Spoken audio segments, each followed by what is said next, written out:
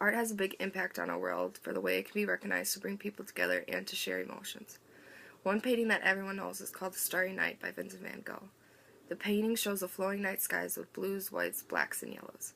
His family life, his artwork, and how he lived in his past days is important to understand why people know him and his artwork. Vincent was born on March 30th in Grootstedter in Holland. His father was a priest and he lived with his 3 sisters and 2 brothers. Growing up, he had no drive for any type of art as he was surrounded by a religious atmosphere he didn't feel comfortable in. At age 16, he was employed by an art gallery that transferred him to London, then Paris, by 1875. He showed no affection doing this, so he began trying to walk in the footsteps of his father.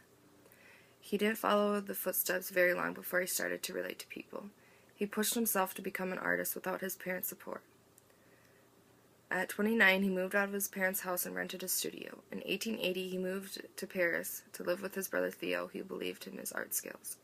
Seeing someone's art can really tell a story about who they were.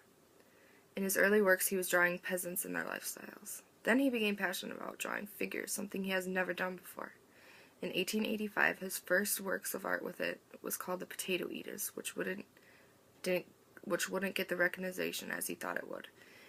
He started to change his ways of painting, using lighter colors rather than dark. His next painting, Starry Night, was shown with the swirls of different designs were indeed changing the way he thought.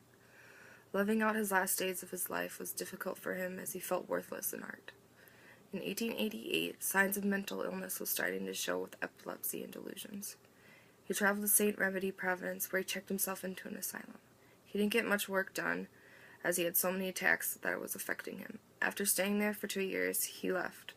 On July 27, 1890, he attempted suicide with a shot to his chest but survived. After 2 days within the gunshot of the wound, he died of infection.